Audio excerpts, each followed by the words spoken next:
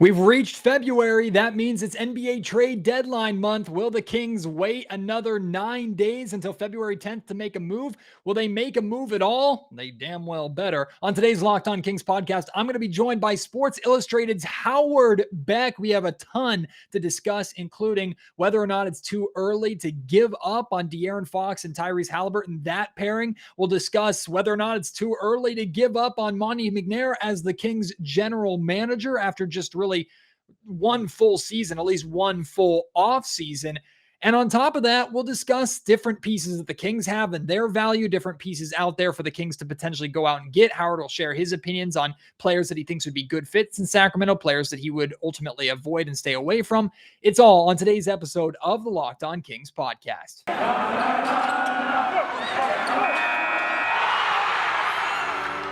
You are Locked On Kings, your daily Sacramento Kings podcast, part of the Locked On Podcast Network, your team every day.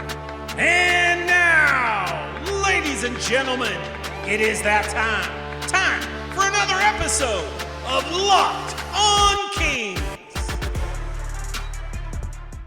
Hello and welcome into Locked On Kings, your podcast hub for Sacramento Kings coverage all regular season and all off-season. If you're looking for in-depth analysis, game-by-game breakdowns, highlights, interviews with local and national experts, full coverage of your Sacramento Kings from January through December, this is the place for you, part of the Locked On Podcast Network. My name is Matt George. I have the privilege of being your host here. I've been a Sacramento sports media member for the last 7 years. This is my 8th season covering Kings basketball, formerly with Sacramento Sports Talk Radio, now with ABC 10 News and Television here in the California capital. And I have no time to lose here on the Locked On Kings podcast. A long show for you, a long conversation with my friend Howard Beck from Sports Illustrated. I had him on around this time last year around the trade deadline, and things have stayed very similar or remained similar for the Kings from last season to this season around the deadline. Things have also changed. Howard and I will discuss all that and the things I mentioned in the introduction. So without any further ado, here is my conversation with the Sports Illustrated NBA national mastermind and former UC Davis Aggie, Howard Beck. We've reached February, which means it's the month of the NBA trade deadline, and rumors have been swirling around the Sacramento Kings really since the beginning of the season. But a specific rumor in regards to Ben Simmons has since quieted down significantly. The latest is that the Kings have pulled themselves out of the pursuit of Ben Simmons, but that does not mean that general manager Monte McNair is not still going to be aggressive in other potential available candidates around the trade sphere here in the NBA. And another great guest here on Locked On Kings, someone who has that national perspective, someone who has a very good idea of not just what the Sacramento Kings are doing, but what every team is doing around the league, is Sports Illustrated's Howard Beck. Howard, about a year ago, we discussed around this time last season, Kings were in a bit more of an optimistic place than they are right now, even though they're still mathematically very much in the run for the play-in. I don't know how much you've watched Kings basketball. I envy you if you're avoiding Kings basketball because it has been rough to watch, to say the least. Oh man. I feel for Kings fans, as you know, Matt, and good to join you again. As you know, I spent a lot of good years out there, Northern California native, proud graduate of UC Davis, go Ags. So a lot of friends who are Kings fans and a soft spot for that franchise in that region. So tough to see so many times where it seems like, you see that glimmer of hope and like, here's a breakthrough coming, this player, this team, and then things go off the rails again. And that seems like where they are still now. Like, I don't know if our conversation today will be substantially much different than it was, 365 days ago or whatever it was when we last spoke. I will just say this, and I probably said this a year ago before the trade deadline. I will be shocked if they do not make some moves. Now, it may not be the blockbuster deal. It's probably not for Ben Simmons. I'm not sure if there are any blockbuster moves that are going to happen between now and February 10th. Anyway, anywhere in the league, I don't know that we're going to see any of those top tier stars move. I do think that given that Monte McNair and his crew have been on the job now for, what's it been, 18 months, it's, they've had time to assess. They've had time to let some of those contracts run down a little bit, right? Because the day you come in, and you're inheriting a team with multi-year contracts and over the cap and everything else, there's not a lot you can do necessarily unless you're just giving stuff away. And you don't want to do that. You want to take the methodical route, and they have. So I credit them for that. Like there's nothing I would say that is critical of the front office at this stage. I'm not sure how much they could have done differently by now, or how much they could have done, period. Those opportunities will be there soon. I think they are there right now. And I think there'll be more in the off season, but I do think that a certain amount of time is necessary when you come in inheriting that core group that's already on multi-year deals. So you're just kind of stuck. So all that said, whether it's Harrison Barnes, whether it's Marvin Bagley, whether it's Buddy Hield, whether it's somebody else, I gotta think that they're going to start to pull a few levers between now and February 10th. I'll be shocked if they don't. I think there's significant pressure on Monte McNair to make some kind of move, even if it's not the Ben Simmons blockbuster swing for the fences type move that I myself have been wanting and calling for since last offseason. This Kings team has to make some changes because after 3 years of basically the same core, with the exception of Tyrese Haliburton now in a super important role in his second season, this group has proven, mainly De'Aaron Fox, Marvin Bagley, Harrison Barnes to some extent, Buddy Hield, maybe even Richaun Holmes, you can insert into this conversation now. This group has proven that as talented as they are on paper, they are not capable of playing effectively together. And I don't know what more McNair or anybody needs to see with this group. They just can't seem to grasp that next level. And they fall back into the same mistakes, the same pitfalls, the same bad habits that now 3 different head coaches, 2 and a half in Alvin Gentry, haven't really been able to solve or figure out. So I think it's very clear, Howard, that a breakup needs to happen with this team. And even if McNair is not getting the sexiest of value, maybe there's some addition by subtraction that can happen with this Kings roster. Well, maybe. And it's a funny thing. Like, this is a strange analogy, but it just triggered this thought. Like, the Atlanta Hawks, as we speak, are now have been on a bit of a roll, right? I think they lost the other night, but they won 7 in a row. Look like they're turning it around, starting to become more the team they were last year. It followed the Cam Reddish trade, and it would be like ludicrous and unfair to say they just needed to unload Cam Reddish. Like, that's ridiculous, right? That's on its face. It's ridiculous to say that just like offloading Cam Reddish somehow improved them. However, the part of it that's not outlandish is this. The Hawks had too many guys, and they had too many guys who wanted to be in serious roles, in important roles, and who think have a very high, image of themselves and the role that they should be playing for that team. And by thinning the herd, by simplifying things, by having one less person in the locker room who might be brooding over not getting enough of what they expect, maybe it's clarified things a little bit. And the Kings are not that. The Kings are in a different place. They don't have the level of talent that the Hawks have. And, and they have not had the success in the recent past either, obviously. But I do look at this roster, and I think you'd agree, Kings fans, I'm sure, would agree. There's a bunch of players who are all really good. Like, there's no one player who's in that rotation you look at and say, like, this guy's a bum, or this guy shouldn't be in the NBA, or this guy can't be productive. They'd all be better on teams that have an established star or two. They all have value. Like, they're all good. It's just, in this league, you need to have at least that one guy who makes everything else make sense. If you have a Kevin Durant or a James Harden, or both of them on the same team, a Steph Curry, a LeBron James, everything else makes sense because that guy takes on the heaviest burden, the heaviest load. Everybody else plays off that guy. No one's trying to do more than they have to. It's kind of that simple. The Kings don't have that guy. You hope that that's De'Aaron Fox, but mixed results so far there. Maybe he still becomes that guy. As of right now, he's not. Is Tyrese Haliburton, as good as he's been, and lately as great as he's been, is he the guy that's going to make everything else make sense around him and galvanize everybody, elevate everybody? Not clear to me. Maybe that's too much to put on a guy picked in that spot in the draft. Although we've seen people, Devin Booker was in that range, and he's turned into some, obviously a great player. Giannis Antetokounmpo, obviously. I would argue that at this point you just don't have that guy. And so everybody else who otherwise are good players, just everybody has to do a little bit more than they should given their talent level. And so is just reshuffling the deck and trading some offensive-minded guys for some defensive-minded guys enough? Is just getting a different mix period enough? I think that's probably what they're grappling with. The good news is this. They have 3 players in particular, I think, that are young and really, really good and or just promising. The 2 guards we mentioned, Fox and Haliburton, and Davion Mitchell, who obviously they're really high on. They all play the same position, more or less. That's a difficulty. Maybe your best way forward is to trade at least one of those guys so that you are balancing out your lineup a little better. That may be the path forward.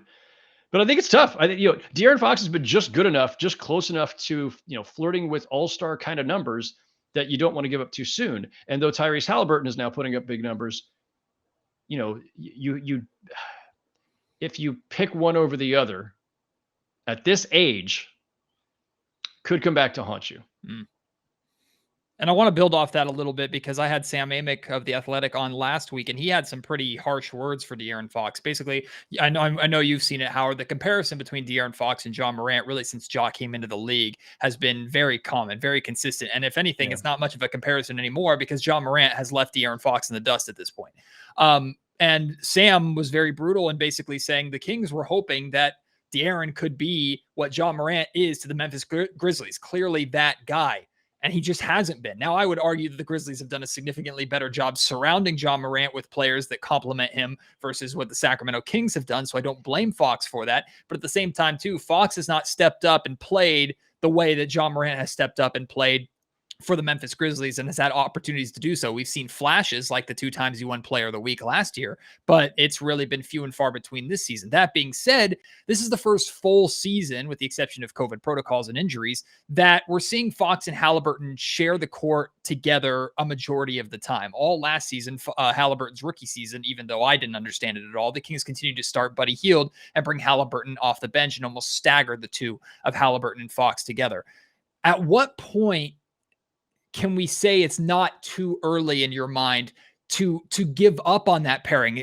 I think there's more time maybe necessarily that the Kings can give to that Fox and Haliburton pairing to try and maximize them or have them figure that out, make that work, while also trying to get Davion Mitchell involved. And maybe by using assets that you have in a Barnes, in a Hield, in a Rashawn Holmes, a Marvin Bagley, to bring in talent that maybe better complements that backcourt. Or the Kings just delaying the inevitable with that kind of thinking. Yeah.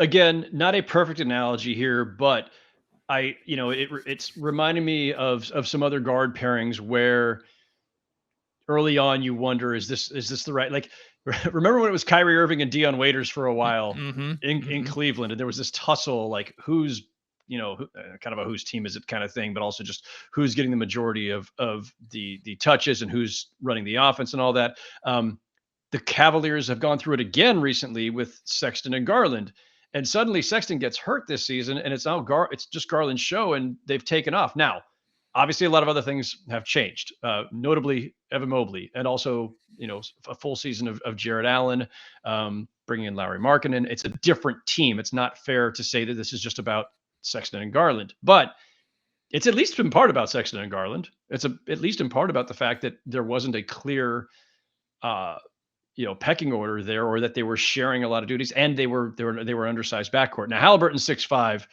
so you can't. It's not the undersized thing, right? It's not a CJ McCollum, Damian Lillard situation where you're defensively putting yourself in a terrible spot every game just because you've given up size from the get-go. Like Fox and Haliburton should work together well that way. But what we've seen, I think, a lot from Haliburton recently is that the more control of the ball he's got, he does a lot with it. He scores. The assist numbers are there. Things seem to move pretty smoothly. Like you could see him as the lead guard. Maybe his, the knock would be that he's got the lower ceiling somehow. Maybe. But I do wonder. I think it may be premature for this discussion. Actually, it's not premature because you asked the question, which means Kings fans are already contemplating this, and the Kings themselves probably are too. Like you always have to be, right? You always have to be thinking about these things. I feel like it's a little too soon given how early in Haliburton's career is and how early in their partnership, Fox and Haliburton, to talk about whether or not you need to choose one or the other. But I think it's fair to say that it's a fair conversation. It's a fair conversation. And maybe that's what this season is partially about, is trying to get a definitive answer to that as an organization. As of right now, the indications I've gotten are that they want to keep them both and Davion Mitchell. Like, they're not ready to ship out any of them.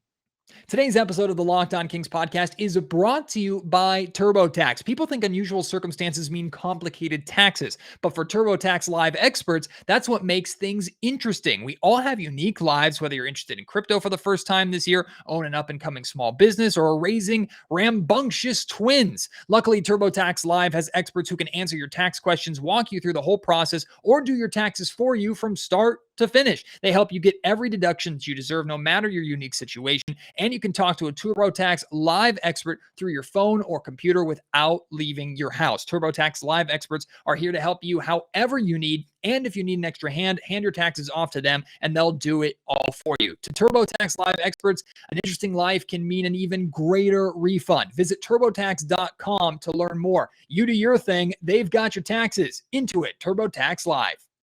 Locked On Kings is also brought to you by our friends over at Rock Auto. With the ever-increasing numbers of makes and models, it's now impossible for your local chain auto parts store to stock all the parts you need. Why would you endure pointless or seemingly intimidating questioning and wait while the person behind the counter orders the parts on their computer, choosing only the brands that their warehouse happens to carry? You have computers, you have phones, you have access to the internet and access to rockauto.com at home and in your pocket. You can save time and money when using Rock Auto. Why would you choose to spend 30, 50, or even 100% more for the same parts from a chain store or car dealership? Rock Auto is a family business serving do-it-yourselfers for over 20 years. Rock Auto's prices are reliably low for every customer. They have everything you could need: brake parts, tail lamps, motor oil, and even new carpet. Go explore their easy-to-use website today. Find the solution for your auto parts needs at rockauto.com. Go there right now and see all the parts available for your car or truck. And right Locked On in their How Did You Hear About Us box so they know that we sent you. Amazing selection, reliably low prices, all the parts your car will ever need. rockauto.com. Recent reports have said that the Kings are still committed to building around that Fox and Haliburton backcourt, but those reports also came after multiple reports of the Kings, including De'Aaron Fox, in conversations, especially in potentially Ben Simmons negotiations with Daryl Morey and the Philadelphia 76ers. And I agree completely with the sentiment that nobody is untouchable on this terrible Kings team. I think the most untouchable player at this point in time is Tyrese Haliburton, which is significant after giving Fox a max payday and him considered to be the star of this team. But Howard, I had some natural skepticism when I read that report, because I'm wondering, is this a tactic by the Kings to try and raise De'Aaron's value and make him seem less available than he actually is? Could this potentially be the Kings trying to protect themselves ahead of time in the event that they are not able to find a deal for De'Aaron and they don't want to piss off their star who is coming back to the team, who knows that he has been shopped? And Fox has been asked about it and has given completely professional answers saying, this is a business. I understand. I'm just focused on what I'm doing on the floor. So obviously that could be how he feels, or emotionally he could be frustrated with the team quickly. Maybe he feels turning on him after just one kind of poor season with this new pairing of Tyrese Haliburton. Am I right in that skepticism there, or do you just take that report at face value? The Kings still really like that Fox and Haliburton pairing. I think both things are probably true. I think they like them. I think they would stick with them. I think they're comfortable sticking with them and allowing this partnership to evolve and allowing this team to evolve around that young core. But the other part of it is also still true. Like, we should be skeptical. You should always be skeptical at all this counterspin that teams put out. There's no question that they were chasing Ben Simmons. And by definition, that you cannot make a trade for Ben Simmons if you're the Sacramento Kings without offering one or both of those players. The Sixers aren't having that discussion with you if they don't think they can get one or maybe even both of those players. So it can't, that thing cannot, you can't have both things be true. They can't possibly have, no intention of ever giving them up and also be chasing Ben Simmons. One of those guys or both have to go to get Ben Simmons. But this is this is the delicate dance they always have. And, speaking of Ben Simmons, like, things started to go sour with the Sixers and Simmons when his name was out there and all those rumors for James Harden a year plus ago, 14, 15 months ago. And so if you're the Kings, absolutely, you have to have every possible conversation to get Ben Simmons or any other star that might come available. You have to be reasonable in those discussions with those teams and offer up some of your best players. You're not getting them without it. But you also have to, on the other side of it, make sure that you're not losing your stars' belief in you or their belief in their permanence there. Like, that's tough. That's really tough. And so um, we should always take everything with a grain of salt that we hear from these teams. And I would also go this far. When the Kings say that, you know what, that's it, we're done. The Sixers are asking for too much. We're not doing this thing anymore. I do believe that that's their current position. But I also have seen where years ago the Nets and Knicks were being played off against each other for Carmelo Anthony, and Mikhail Prokhorov, then the owner of the Nets, very famously said, you know, we're done, we're out. They were never out. Like, they just didn't like where the talks were going at that moment. It like, that's just how these things go. That's just negotiating. That's just the politics of the NBA. So you know, it's almost like, you know, don't trust anybody, don't trust anything you hear. You know, so I think if the Kings could find a way to get Ben Simmons, I think they still do it. But for the time being, if the asking price is too steep, it also makes sense for them to try to tamp down all of this stuff. We're pretty familiar with skepticism here in Sacramento, especially when former general manager Vlade Divac said that DeMarcus Cousins was not going to be traded and he was going to be getting a max contract. And then on the All-Star game, or during the All-Star game, DeMarcus Cousins was traded to the Pelicans, and the rest is history. But yeah. Howard, I wanted to ask about and talk a little bit about Monte McNair. Last time you joined me last year, there was some skepticism from myself, from you, from really everybody about McNair, this being his first year ever as a general manager. Was he making the calls? Was he the final say? Or did he have the final say in Sacramento? Or did maybe ownership and those behind the scenes that weren't in his position have the final say? It seems like that skepticism has been put to bed. McNair has said he's the final decision maker. All reports and all indications from the front, from ownership, is that this is Monte McNair's team. And at this point in time, even though he's just in his second full season and he's only had one full offseason, his grace period here in Sacramento has evaporated pretty quickly, to where McNair hasn't done a whole lot. He's defined by drafting Haliburton and Davion Mitchell, paying De'Aaron Fox, letting Bogdan Bogdanovic walk for nothing, and mild trades like acquiring DeLon Wright and Terrence Davis at last year's trade deadline. Other than that, he's kind of just sat put with what is mainly still Vlade Divac's roster. And that has Kings fans here in Sacramento twiddling their thumbs, impatient, saying something's got to change. That's why there is, I think, so much pressure on McNair to move some of these players, to change things up, if nothing else, at this deadline. How would you assess at this point the job that McNair has done? And what would you imagine? Like, is it too early to even consider his job could be in jeopardy if he does not make correct moves at this trade deadline? Or is that too soon for such a first-time general manager? Way, way, way too soon. You know, coaches get short leashes in this league. GMs generally get longer leashes. I don't have the numbers in front of me. I'm sure somebody has run them somewhere, but you know, the average lifespan of a GM or team president versus the average lifespan of a head coach, dramatically different. And especially when you hire somebody to come in and clean up a mess. Everybody who's hired to come in to run the Kings is coming in to clean up a mess for the last 16 years or so. Ugh. So, and let me address that for a second too. I guess this is my message to Kings fans and fans of any team that's had a long, you know, rough road.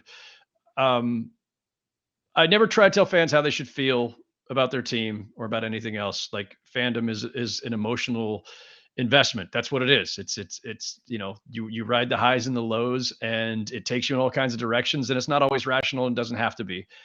But let me just say this. The sins of the Sacramento Kings between 2006 and 2021 are not Monte McNair's sins. Not all those are even Vivek Ranadive's sins, although many of them are. I can't remember exactly when he took over as owner, but it's a long, painful drought with a lot of awful things that have happened along the way and a lot of frustrating things for Kings fans. So you want change immediately. Every new administration that comes in, that's the first thing you want. Blow it up, start it over, fix all this stuff. I get it. But you can't do that overnight in this league. There is a salary cap. There is the luxury tax. There is all the other constraints of, like, if you want to make trades, you need teams to trade with. And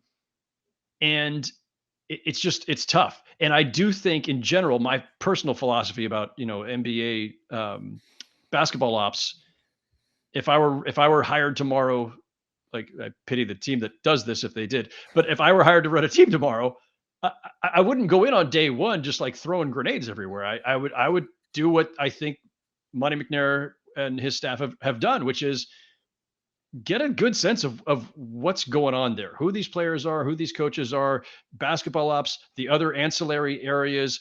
Figure out what the landscape is before you just start assuming you've got all the answers.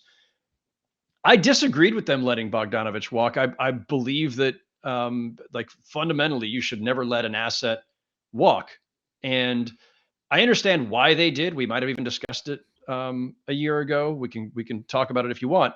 I understand why they did. I think there's a rational basis for letting him go. But I still think they shouldn't have. As I always say in these discussions, easy for me to say, it's not my bank account. It's not my tens of millions.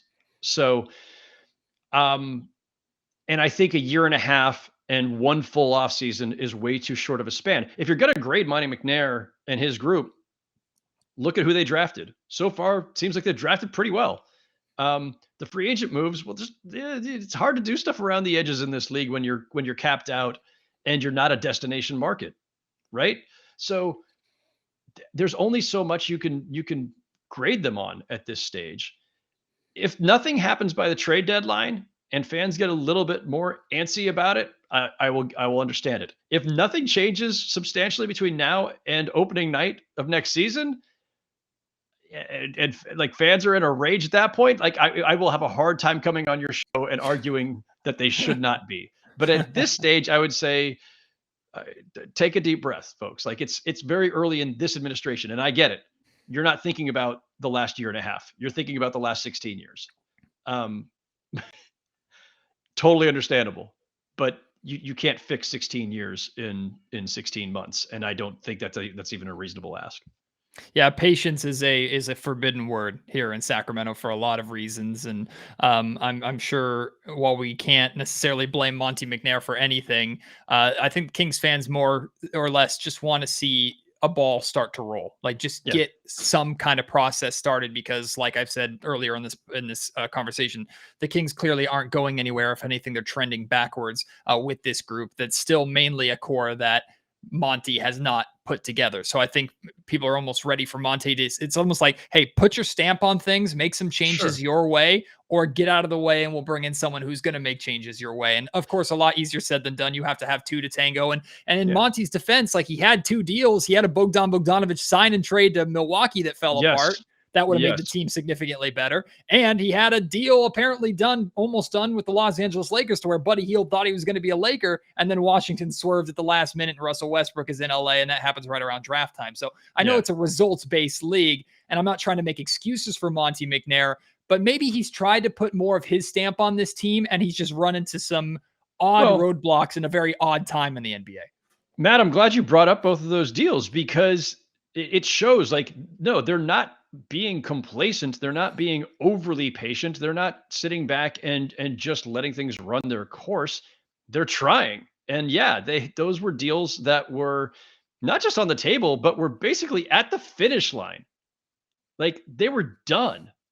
And they got, one got blown up by a premature leak that, obviously led to tampering charges and all this other stuff.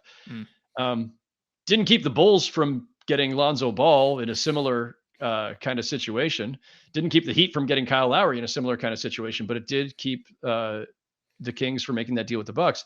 And Buddy Hield, I have heard from various people like that deal was it was beyond done. Like it was as done could get until it wasn't. Yeah, I read and heard reports. I'm wondering if you heard the same thing, Howard. Sorry to jump in, but like Montrezl Harrell and Kyle Kuzma were looking at houses in the Sacramento area. Like everybody thought that this was going to happen. And I heard from somebody, and this is, this is not somebody who is tied to either team or to the player that I'm about to mention, but somebody on another team told me that they heard, and this is, this is where it gets to be like, my brother's girlfriend's uncle's dog. Right. This is an assistant coach with another team who told me that they heard that Buddy Hield basically had already picked out his jersey number. Like that's how close it was. Buddy Hield had picked out his Lakers jersey, and then the whole thing unraveled. And I believe it, partially because of who this came from, and I know why this person should be in a position to know, but also every other indication is that this thing was as done could get. So those were good aggressive moves that, whether it was going to really move the ball forward, or was it just going to shake it up a little bit and kind of give the Kings a slightly different look, different mix. However you view those two aborted deals, those were, I think, good, smart moves that they tried to make, and that due to circumstances beyond their control didn't happen. If the retort to that from a Kings fan might be, well, then fine, it happens. Move on to the next thing. Do something else. Okay, but they were trying, and deals are hard to make. But I like I say, I would preach patience right now. I would also say that if nothing happens by February 10th, and if nothing happens at, or on draft night when you can, make deals involving picks, or on July 1st at free agency, I would understand the patience evaporating at that stage.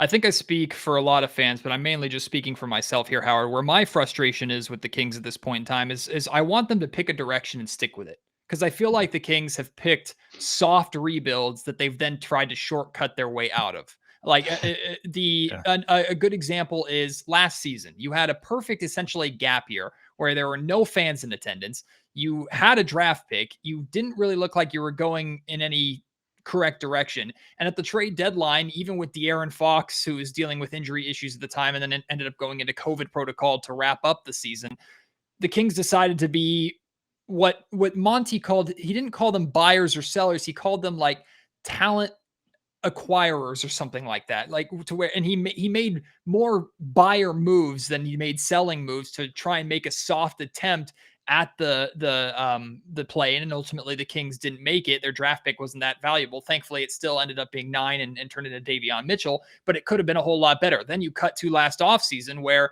McNair commits to Luke Walton as his head coach instead of firing Walton, moving on and hiring his own guy. And there were plenty of candidates out there that were potentially available. And then Luke Walton is fired 20 or so games into the season or whatever. I want to see the Kings stick to a plan. If the plan is go for broke, all in for the playoffs, which I think at this point would be foolish. If that's the plan, then do it. If that's not the plan, then look at the draft, look at next season, commit to your Fox and Haliburton core if you want, but acquire talent that is going to fit that and give you more of a future perspective. I think that's where I'm at frustration-wise with the Kings, because it feels like they have 1 foot in one pool and 1 foot on the pavement. It's like, yeah, we're interested in going for the play-in, but we don't want to completely jump in the water. And at the same time, too, we're going to stick in this purgatory mindset of we're not going to fully, not that I want the team to tank necessarily, but we're not going to fully look to the future. They have one eye over here, one eye over here. And I think that's what's most frustrating to me. It's funny because a lot of what you just said, Matt, echoes what I hear from Knicks fans here in New York, what I myself have said about the Knicks too, which is pick a direction and stick with it. Like, what is your philosophy? What's your vision? Outline it, make it clear, and then go. And they've done some of the same things where, the Knicks hired Tibbs, a win now coach, for a team that should have been rebuilding, frankly. And it worked spectacularly on some level. They had this breakthrough season. It was a lot of fun. Knicks fans were thrilled. Where are they now? Where are the Knicks now? And that's that same thing. Like, don't go for the quick fix or the quick, jolt of energy and just to feel good in the moment and get everybody off your back.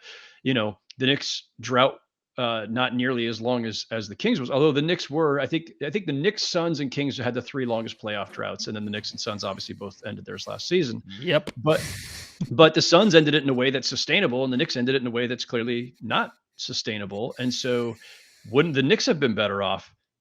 Like I say, don't hire Tibbs. Hire a win later coach, whatever the opposite of the win now coach is. Hire somebody who was not going to get the best out of everybody every night. Like, I know that sounds perverted, but they would have been better off in the lottery, frankly. On the other hand, and my friends who are Knicks fans tell me, no, it was still worth it. Last season was so much fun. We needed this. The franchise needed it. I buy that too. Like, there's value to that. So with the Kings, similar thing, right? Like, if it's all about the three guards, fine, then jettison everybody else. Whether that's a partial teardown so that you're going to add one more lottery pick, they're heading that direction regardless, or whether that's about just trying to package some of those guys for somebody who actually does move you forward a little bit and improves you a little bit. Whatever it is, it needs to be clear. And I agree that it's fair to say it's not entirely clear what their intent is right now, right? Like last season, it looked very much like they were trying to get to at least the play-in. This season, at the start of the season, still looked like the goal was just make the play-in, become competitive again. Or you could say it was just about, hey, let's let the kids grow a little bit. But I do think at some point, yes, stasis is not the right thing. You have to pick a direction, and I'm not clear on what they're trying to do, other than see how the young guys evolve.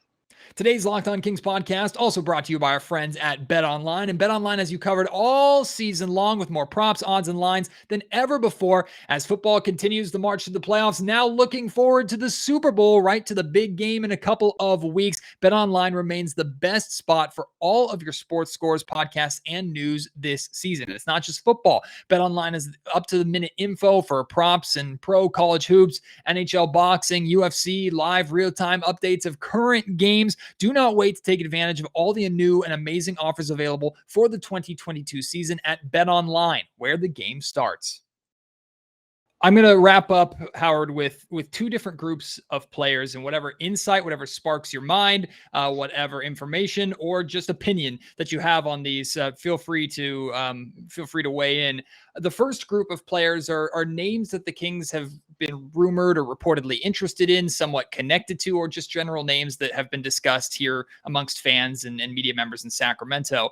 Julius Randle from the New York Knicks is one of them, especially recently. Jeremy Grant is one that reportedly the Kings are very interested in. Both Domantas Sabonis and Miles Turner from the Indiana Pacers. Ben Simmons kinda, and we already kind of discussed him a little bit, but these are players that the Kings have been reportedly, John Collins from the Atlanta Hawks is another one. Players that could potentially be high value targets for Sacramento still with the approaching deadline. You don't have to tackle all those names by any means, but any of those names spark anything, think that would be good targets for the Kings to go out, if they would be too expensive for the Kings to try and pursue at this point in time? Anything kind of jog your mind thinking about those groups? It's hard to assess the market right now, and on some of those guys, especially because, obviously, Turner is hurt. Randall's having a down season. Jeremy Grant hasn't played in a while. Sabonis is interesting because, he's incredibly talented, and he's an efficient scorer, and gives you kind of that, you look for that vague sense of balance between, right, your guard play and your front court.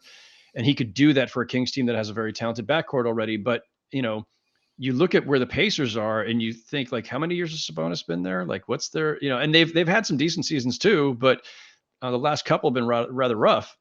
And the Pacers are this classic, like, look better on paper team than in reality. And so how much are you willing to give up to get him? But Sabonis puts up numbers across the board and is a, decent playmaker as well. So, and like I said, Turner's hurt. And Turner and Collins both worry me for the same reason, and they're different players, but both of them have been on the record as basically saying, like, I am much more than what I'm allowed to be right now. I can do a lot more.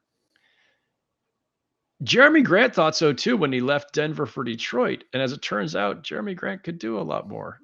So that's interesting, right? Like, some of these guys have a big self-image, and then they get that opportunity, they might crash and burn. Some of them it's justified. Like, Jeremy Grant just looked like a great 3-and-D guy in Denver. Like, what was he, like their fifth, sixth, seventh option? Like, where was he in the pecking? It was pretty low down. He went from that to number one. And by any reasonable guess, you'd say, well, he's a 3-and-D guy. Like, what are they doing giving him this much money? And like, what's he going to a Pistons team where he's going to have to like do all the heavy lifting? It turns out he could. So that was really impressive. I like Jeremy Grant a lot. And I think, good character guy as well as a good player. So sometimes the player knows, but John Collins clearly has chafed at not being in a bigger role. Miles Turner has said it outright. And if they got it, would they actually be able to take all that comes with it? I don't mean just putting up the numbers either, by the way. Like, there's a lot more that comes with that. If you want to be the guy, then you got to talk to the media every night and be the one who's accountable for all the bad games and the losses. And you're going to have to deal with a lot more defensive attention, just more responsibility. So, Collins is a fantastic player too. Like, I think Collins and of all the guys you mentioned, Collins and Grant, I think are the ones who would intrigue me most. I don't know what the price would be. And then the other group of players is players that are on the block for the Sacramento Kings, or players that could potentially result in some sort of value for the Kings going forward, whether that's win now or win later value. That's yet to be determined. But those four players are Harrison Barnes, Buddy Hield, Marvin Bagley, and Rashawn Holmes, especially, assuming that the Kings are going to continue to stick with both Fox and Haliburton as their core, and Davion Mitchell. They're not quite ready to move on from him yet. But those four names, you said it's difficult to assess the value of the market, so this is more hypothetical or speculation than anything else. But what would you imagine that those names have? And I'll even add like a sidebar here. Buddy Hield, for an example. I hear a lot of different fan bases discuss Buddy Hield like, hey, here's this elite shooter that's wasting away in Sacramento. The Kings are not using him correctly. I watch Buddy Hield on a nightly basis, and I think he is more often than not rubbish. Like, he just does not play well. And he's been kind of the same thing, has failed to really improve in any other area, and quite honestly stat hunts sometimes and shoots the Kings out of games. And I think general managers pay attention to that too. So I can't imagine Buddy Hield, even if his contract is going down by $2 million over the next couple of years, I can't imagine Buddy Hield having that much value compared to what I hear discussed and see discussed on social media and in NBA trade forums, Howard. Yeah, and the tricky thing there, Matt, is that it depends on how desperate the team is, right? Like, the rival GMs might see the same frustrating things that you do night in, night out. They also might say, you know what, but here, I can if make he's it work. playing, yeah, I mean, he's playing, we've got a team with, 2 stars who are going to, do most of the heavy lifting. We just need him to hit those open threes. And, plus we think, everybody believes more in their own culture, right? Like, well, we'll straighten him out. We'll be the ones to get all the bad shots out of his system, or, rein him in a little bit. So somebody else might feel that he has more value to them. Also, again, desperation. Like, I think like the NBA market is so much about, opportunism and desperation, and, just, who your trade partner is, and what there's, how much pressure is on them to either turn their season around or make the playoffs or get to the conference finals or to the final. Like, so where Buddy Hield is traded to determines what his actual value is. It's not a market. Like, it's not his value is not the same to the Knicks as it is to, I don't know, the Lakers who should have had him. Because it's a different standard. It's a different level of need for him.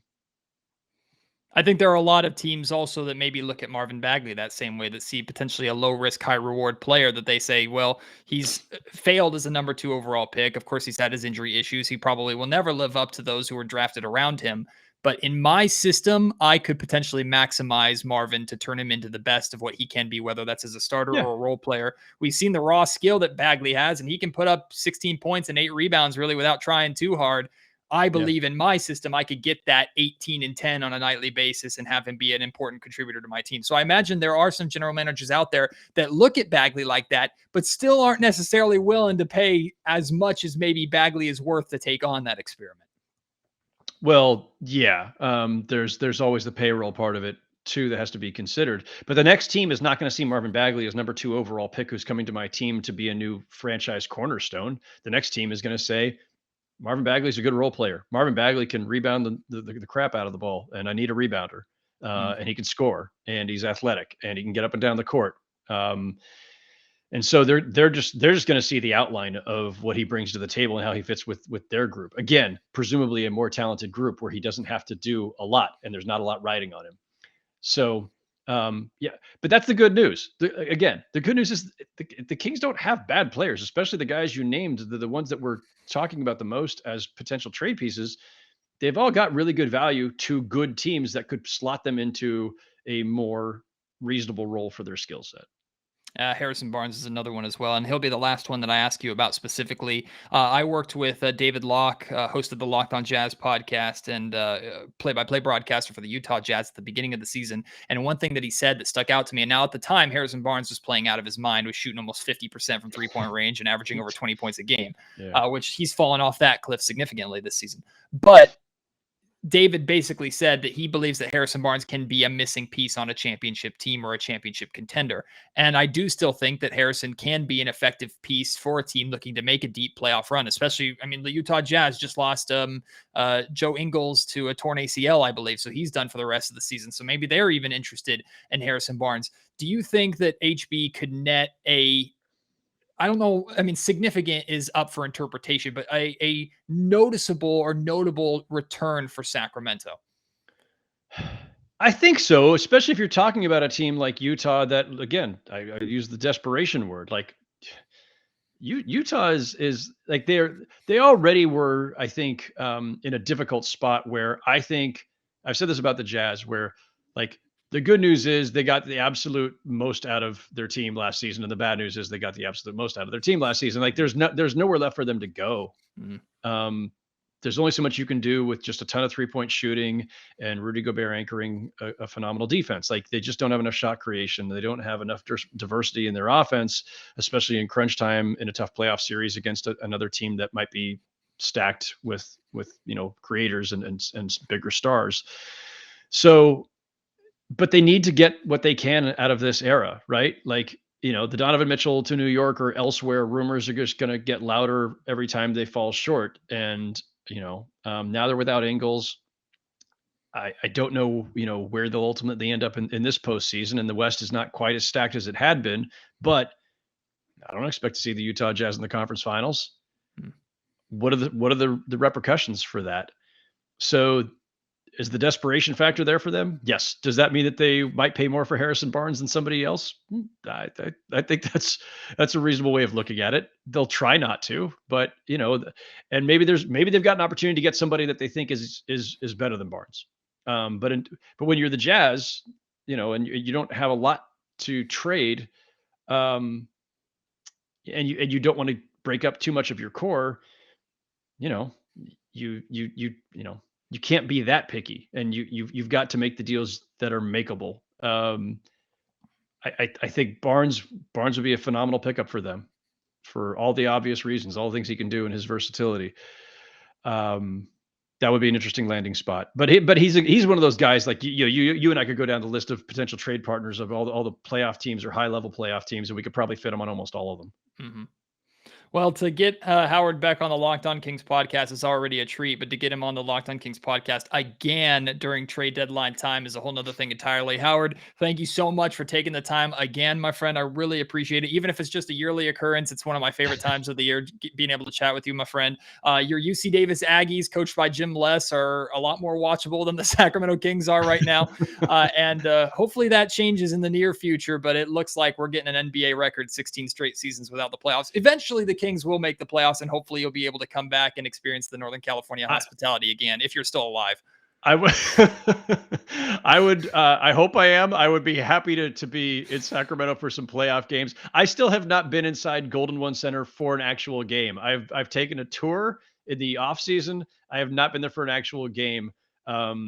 Which I promise you, Sacramento, that's not about me looking down my nose. I love Sacramento. I've got relatives out there, but they have not given me a reason. The Kings, like, come on, Kings. Like, if I have any rooting interest in this at all, it's get me some free trips back to Northern California. The Warriors have done that very well for me the last several years. But I got people in Sacramento too. I'd like to get there. So yes, by all means, I'm very much hoping to see a turnaround there. But happy to come on in good times and bad, Matt. Always a pleasure. Huge thank you to Howard Beck for joining me again here on the Locked On Kings podcast. I hope you enjoyed that conversation as much as I did. There's a ton to respond to in that conversation. Do you still believe in the Fox Haliburton core, or would you like to see the Kings move on from that? Do you agree with Howard? It's way too early for Monte McNair's job to be in jeopardy. You agree with some of his thoughts on those names that could be available for the Kings, or the names that the Kings are trying to trade away? Send those thoughts to me at MattGeorgeSack on Twitter. Email me, mattgeorgesports@gmail.com, or feel free to leave your thoughts in the YouTube comment section if you're watching the show on YouTube today. Appreciate your support so much. As always, we'll be back on tomorrow's Locked On Kings podcast after the Kings inevitably lose their 8th straight to the Brooklyn Nets, or hey, maybe they'll find some weird, dumb way to win returning home after this horrific road trip that they just returned from. Regardless, win or loss, we'll talk about it here on Locked On Kings, so I hope you will join me for that. And again, later on this week, I think it's scheduled for Friday, I'm going to have an episode where I take my optimistic and positive Kings takes from the beginning of the season and before the season started about this team, and I replay them for you, and they are rough to listen to. So if you want something to laugh at, something to make you feel a little bit better, you can laugh at my expense. We'll do that together on Friday's Locked On Kings podcast. Appreciate your support as always. Can't wait to have you join me on the next episode. Until then, my name is Matt George. You have been listening to Locked On Kings, part of the Locked On Podcast Network.